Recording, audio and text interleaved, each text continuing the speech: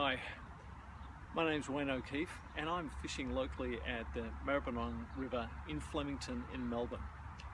It's a nice overcast autumn's day, which really makes it a good day for fishing. That overcast conditions really make the fish feel safe, and it's just as well because I'm fishing at absolutely low tide.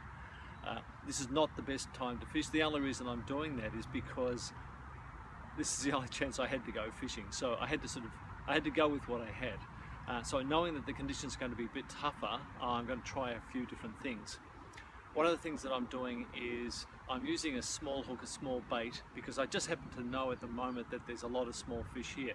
I started off, I've got two rods, and one of the rods I had a fairly large hook on, and I was using pippy and I was using prawn, and I was getting no big bites. I was getting lots of small ones and they were just simply taking the bait.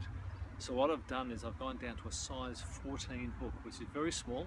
It's about the size of your small fingernail, and I'm using different types of baits with that. So I started off using the prawn, cut down to size, so it's only a little tiny piece on that, but they're even pulling that off. So I needed something that would stick on the hook. So the next thing that I did was to just go down to maggots. I use maggots quite a bit in waters like this because the one great thing about them is that they're a nice white colour. If you put about 3 or 4 or 5 on size 14 hook, you've got all of these wiggly ends that really attract the fish. And I use it with a burley cage as well. So when I'm casting out, the burley is advertising the fact that there's food around, and when the fish come in, they find my bait and take it. Trouble is that mullet can be extremely finicky biters, so you have to be holding your rod, you really have to be concentrating because they don't commit suicide by just swallowing the hook. You have to strike into them, and if you strike too hard you'll miss them because you'll often pull the hook out of their mouth. So it takes a little bit of experimenting. But if you come fishing and you're only after big fish, there might be none about and you might go home empty-handed. I came with 2 rods. I was hoping to get something big. There's nothing big around at the moment.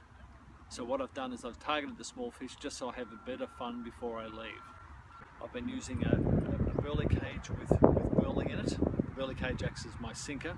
I've been using small hooks and maggots as bait. The reason I'm doing that is because I started here with larger baits and larger hooks, and the small fish were just taking all of the bait and never getting hooked. So rather than go home empty-handed, what I've decided to do is go down in size and just see what the fish were. I went down to a size 14 hook, and I've been catching a lot of small mullet. Every now and again I'll get one about 20 centimetres, but there's a lot of tiny stuff down there, probably about 10 to 12 centimetres long, and they're a little bit frustrating to keep getting those, but if you get enough fish into the area, the big ones will be attracted. The reason I'm using the burley is because by casting at the same spot, that burley has been building up a bit of a pile out there, which is something that will attract the fish into the area. In fact, it's been working so well that the fish are actually waiting for the hook to hit the bottom. So I've been casting out about every 5 minutes. The burley has actually moved through the water stream. It's brought the fish up. We're fishing in a river, so the fish downstream have been attracted up, and they are now targeting my bait. So I'm going to cast in again and just see what we can do.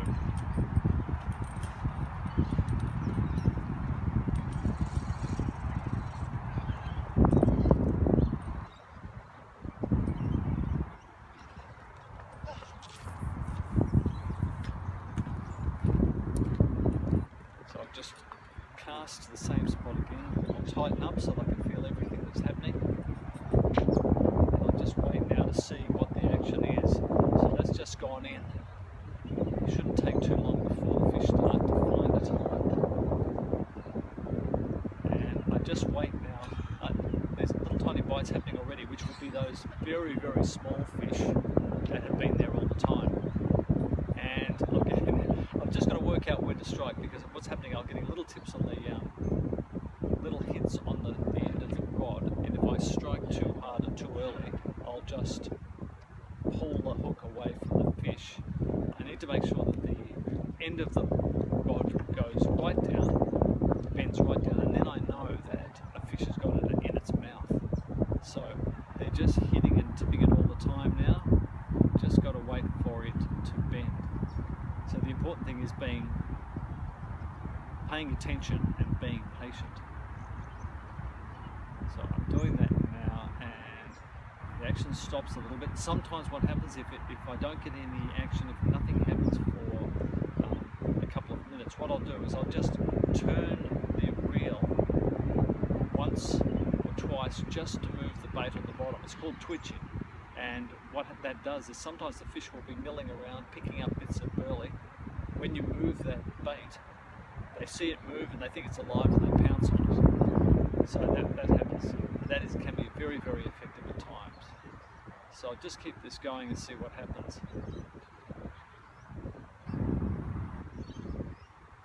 So they were hitting it before and they've stopped. I'll just twitch the bait a bit. See what happens. Nothing. Now the burley cage might have emptied out now. All the burley is probably gone. They might have even, with the number of little hits I was getting, they might have even taken the bait off. So I don't want to leave it there too long if I don't have any bait on it. So what I might do is check it and recast. And I'm only doing that because I've got so many little bites.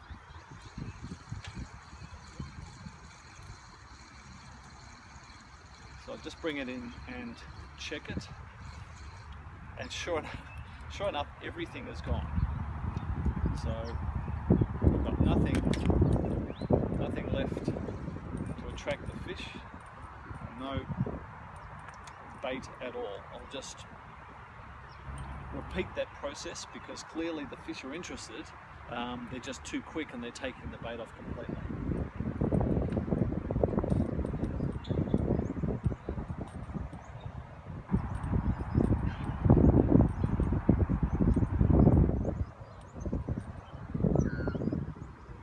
There's a bit of a knack to hooking maggots. They have a pointy end and a flat end. The flat end is their butt, if you like, and the pointy end is their head. So you don't hook them through the head, you try to hook them through the butt, just through the skin if you can, to keep them very active.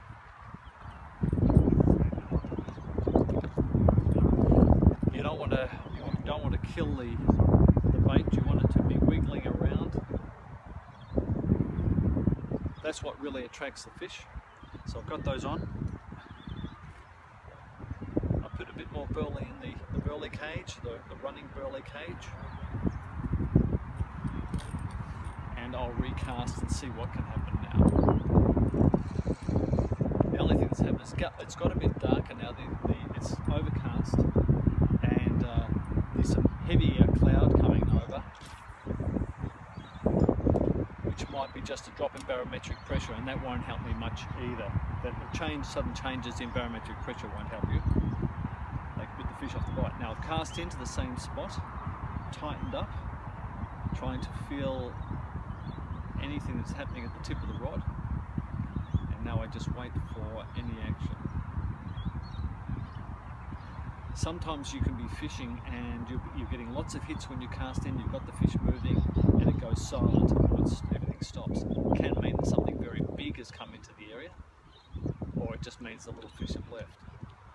I'm hoping my burley has kept them all here. Yes, they're starting to hit now.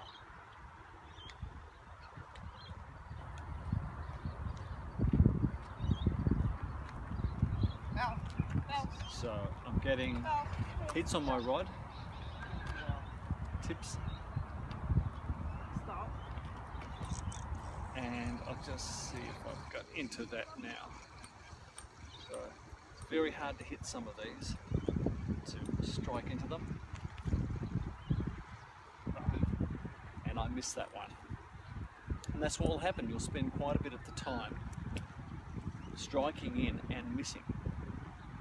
But if you get the burley going out and you do it constantly, what will happen is you've got a lot of fish in there, so you've got more chance of catching fish when there's fish about. So they've killed a little bit of my bait here, so I'll just put another one on. If I'm using live bait like maggots or worms, if I'm freshwater fishing like worms, you always want to make sure that there's something lively on the hook. Give yourself the best chance of actually catching by making sure that you've got something live that will attract the fish. So rebait, some more burley, okay. And what I'm hoping is all the action of those small fish will bring something big in. Could be a brim, could be a much bigger mullet, and there's other fish in here like trevally and flathead. So let's hope that we might get something better. So I cast it again, same spot. The way that I make sure it's the same spot, I use a marker on the other side. So there's a tree on the other side that I'm casting to every time, so I know at least I'm in the right direction. Now I'm getting bites on this straight away now. So it means the fish are waiting out there. They must be very small because they're just little tiny heads, which is not necessarily what I'm after, but I'll try to work out, I like to try and work out how to actually catch them, because if you can get good at catching the small ones, you can get even better at catching the big ones. You'll notice I'm paying a lot of attention. I've got to be totally focused on what's happening here. So I'm watching the rod tip very intently. These fish won't hook themselves, so you've got to strike into them. And there's just the tiniest bit of action happening. And stopping, and just moving, and picking up the bait and dropping.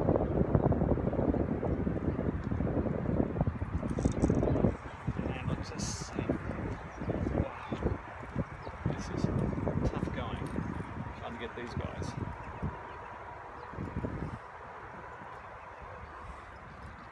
Okay, whoops.